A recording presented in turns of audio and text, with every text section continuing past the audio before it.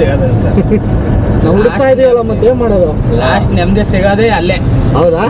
ಜಮೀನಿಲ್ಲೇನ್ರಿ? ಜಮೀನಿಲ್ಲ sir. Family ಈಗ ನೋಡ್ರಿ, ಸಂಸಾರ ಅಂದ್ಬೇಕೆ ನೆಮ್ಮದಿ ಯಾರಿಗೂ ಇಲ್ಲ.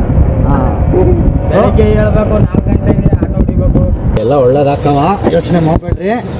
ದೇವರು ಕಷ್ಟ ಕೊಡ್ತಾನೆ ಅಂದ್ರೆ ಮುಂದೆ ಸುಖ ಕೊಡ್ತಾನೆ ಅಂತ ಫಸ್ಟ್.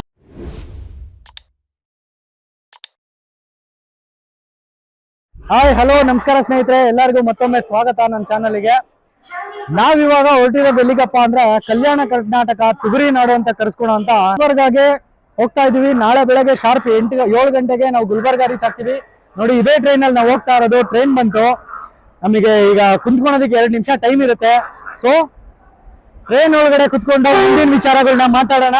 ಟ್ರೈನಲ್ಲಿ ಜರ್ನಿ ಹೇಗಿರುತ್ತೆ ಅಂತ ಎಕ್ಸ್ಪ್ಲೋರ್ ಮಾಡೋಣ. S6 ನಮ್ ಬೋಗಿ ಬಂದಿದೆ, ಹತ್ಕೊಂತಾ ಇದೀವಿ. ಸೀಟ್ಸ್ ಎಲ್ಲೆಲ್ಲಿದೆ ಹುಡ್ಕೋಣ. ಮಂಜಣ್ಣ ಹತ್ಕೊಂಡ್ರೆ ನೋಡ್ರಪ್ಪ.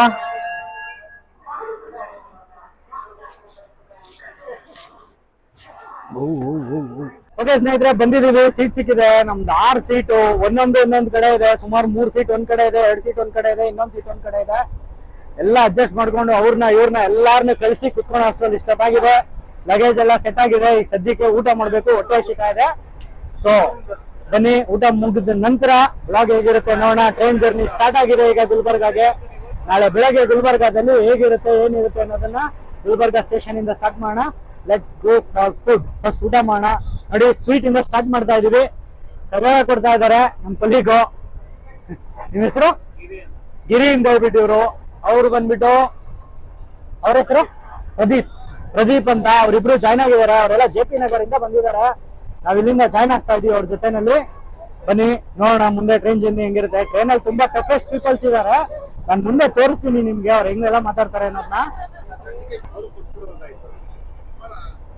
ಹಾಯ್, ಹಲೋ, ಗುಡ್ ಮಾರ್ನಿಂಗ್ ಎಲ್ರಿಗೂ. ಇವಾಗ ತಾನೇ ರೈಲ್ವೆ ಸ್ಟೇಷನ್ ಅಲ್ಲಿ ಬಂದು ಇಳಿದಿದ್ದೀವಿ.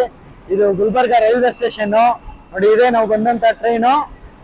ಈಗ ಹೊರಗಡೆ ನೋಡೋಣ. ಒಳಗಡೆ ಫುಲ್ ಹೌಳಿ, ಭಯಂಕರ ಹೌಳಿ. ನಾರ್ತ್ ಈಸ್ಟ್ ಇಲ್ಲೆಲ್ಲ ಸಿಕ್ಕಾಪಟ್ಟೆ ತೊಂದರೆ ಕೊಟ್ಬಿಡ್ತಾರೆ ಈ ಸ್ಟೇಷನ್ಗೆ ಬಂದಾಗ. ಎಲ್ಲ ಜನರಲ್ ಇಂದ ಇಳಿದು ಬಂದ್ಬಿಟ್ಟು ಇಳಿಯೋರಿಗೆ ಜಾಗ ಕೊಡಲ್ಲ.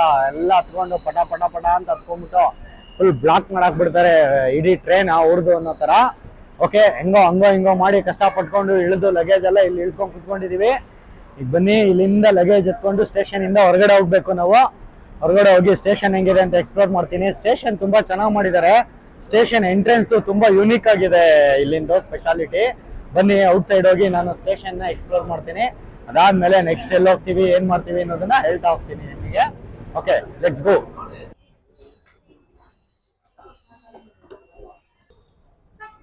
ಓಕೆ ಸ್ನೇಹಿತರೆ, ನಾವಿವಾಗ ಗುಲ್ಬರ್ಗಾ ರೈಲ್ವೆ ಸ್ಟೇಷನ್ ಎಂಟ್ರೆನ್ಸ್ ಅಲ್ಲಿ ಇದೀವಿ. ನೋಡಿ, ಇದೆ ಗುಲ್ಬರ್ಗಾ ರೈಲ್ವೆ ಸ್ಟೇಷನ್. ಅದಾದ ಮೇಲೆ ನೆಕ್ಸ್ಟು ನಿಮಗೆ ಇಲ್ಲಿ ಇರೋವಂಥ ಇಂಪಾರ್ಟೆಂಟ್ ಪ್ಲೇಸಸ್ಗಳಿಗೆ ಕರ್ಕೊಂಡು ಹೋಗ್ತೀನಿ.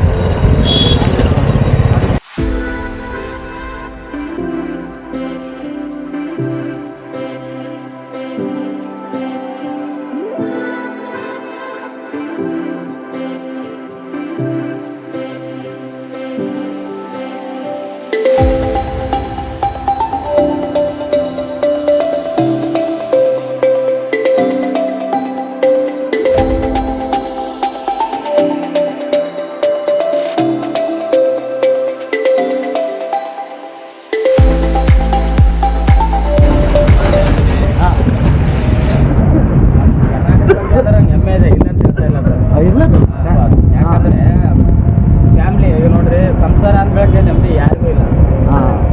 ಬೆಳಿಗ್ಗೆ ಹೇಳ್ಬೇಕು 4 ಗಂಟೆಗೆ ಆಟೋ ಹೊಡಿಬೇಕು. ಮತ್ತೆ ನಾನು ನೋಡ್ರಿ 8 ಗಂಟೆವರೆಗೂ ಆಟೋ. ಒಂದು ರೀತಿಲಿ ಈಗ ದುಡ್ಡಿನ ರೀತಿಲಿ ಕರೆಕ್ಟ್ ಆದ ಅಂದ್ರೆ ಆರೋಗ್ಯದ ರೀತಿಲಿ ಕರೆಕ್ಟ್ ಇರಲ್ಲ. ಆರೋಗ್ಯದ ರೀತಿಲಿ ಕರೆಕ್ಟ್ ಇದೆ ಅಂದ್ರೆ ದುಡ್ಡಿನ ರೀತಿಲಿ ಕರೆಕ್ಟ್ ಇರಲ್ಲ. ಏನಾದ್ರೂ ಒಂದು ಚಿಂತೆ ಇದ್ದೇ ಇರುತ್ತೆ. ಫೈನಲಿ ನೀನ್ ಹೇಳೋದಂದ್ರೆ ಕೊನೆವರೆಗೂ ಮನುಷ್ಯನ್ ನೆಮ್ಮದಿ ಸಿಗಲ್ಲ ಅಂತ ತಿಳಿಸ್ರಿ. ಈಗ ಅಲ್ಲಿ ಮುಂದೋಗಿ ತಿರ್ಸ್ಕೊಂಡ್ಗೆ ಲಾಡ್ಜಿ ಬರ್ರಿ. ಓಕೆ, ನೆಮ್ಮದಿ ಅನ್ನೋದನ್ನ ಎಲ್ಲೂ ಹುಡ್ಕಕ್ ಹೋಗ್ಬೇಡ ಅಂತ್ಯಾ. ನಾವು ಹುಡುಕ್ತಾ ಇದೀವಲ್ಲ ಮತ್ತೆ ಏನ್ ಮಾಡೋದು? ಲಾಸ್ಟ್ ನೆಮ್ಮದಿ ಸಿಗೋದೇ ಅಲ್ಲೇ. ಹೌದಾ? ಅಲ್ಲಿವರೆಗೂ ಸಿಗಂಗಿಲ್ಲ ಅಂದ್ಯಾ? ಎಷ್ಟು ಜನ ಮಕ್ಕಳು ಹೆಂಗೆ? ಆರ್ಕೆಸ್ಟ್ರಾ ಮಾಡ್ತೀನಿ. ಹೌದಾ? ಹಿಂಗೆ ಮತ್ತೆ ಆಟೋ ಫಂಕ್ಷನ್ ಯಾವಿಲ್ಲ ಅಂದ್ರೆ ಯಾವುದು ಕಂಟಿನ್ಯೂ ಇರಲ್ಲ ಆರ್ಕೆಸ್ಟ್ರಾ ಅಂತೇಳಿ ಆಟೋ ಓಡಿಸೋದ? Auto permanent. ಯಾವ್ರಿ? ನಮ್ದು ಕಲಬುರಗಿ ಇಲ್ಲೇ ರೀ. ಇಲ್ಲಿಂದ 15 ಕಿಲೋಮೀಟರ್ ಕುಂಸೆ ಅಂತ. ಡೈಲಿ ಅಲ್ಲಿಂದ ಅಪ್ ಅಂಡ್ ಡೌನ್ ಮಾಡ್ತೀವಿ? ಇಲ್ಲ ರೀ, ಇಲ್ಲೇ ಇರೋದಿಲ್ಲ. ಸ್ವಂತ ಊರು ಬಂದು ಕುಂಸೆ. ಅಲ್ಲೇನು ಜಮೀನು ಇಲ್ಲೇನ್ರಿ? ಜಮೀನಿಲ್ಲ ಸರ್. ಇರಲಿ, ಎಲ್ಲ ಒಳ್ಳೇದಾಕವ, ಯೋಚನೆ ಮಾಡಬೇಡ್ರಿ. ದೇವರು ಕಷ್ಟ ಕೊಡ್ತಾನೆ ಅಂದರೆ ಮುಂದೆ ಸುಖ ಕೊಡ್ತಾನೆ ಅಂತ. ಫಸ್ಟು ಸುಖದ ಬೆಲೆ ನಮಗೆ ತಿಳಿಬೇಕು ಅಂದರೆ ಫಸ್ಟು ಕಷ್ಟ ತಿಳಿಸ್ಬೇಕು ಮನುಷ್ಯಂಗೆ. ಇಲ್ಲ ಡೈರೆಕ್ಟ್ ಸುಖ ಕೊಟ್ಬಿಟ್ಟ ಅಂದರೆ ಕಷ್ಟಕ್ಕೆ ಬೆಲೆ ಕೊಡಲ್ಲ ನಾವು. ಇದು ಕಷ್ಟ ಏನಂತ ತಿಳ್ಕೊಂಡಿರೋಲ್ಲ, ಆ ಸುಖದ ಬೆಲೆ ನಮಗೆ ಗೊತ್ತಾಗಲ್ಲ. ಅದಕ್ಕೆ ದೇವರು ಮೊದಲು ಎಲ್ಲರಿಗೂ ಕಷ್ಟ ಕೊಟ್ಟು ಆಮೇಲೆ ಸುಖ ಕೊಡ್ತಾನೆ. ಒಳ್ಳೇದಾಗಲಿ. ಅಷ್ಟೆಲ್ಲ ಡಿಸಪಾಯಿಂಟ್ ಆಗಬೇಡ್ರಿ.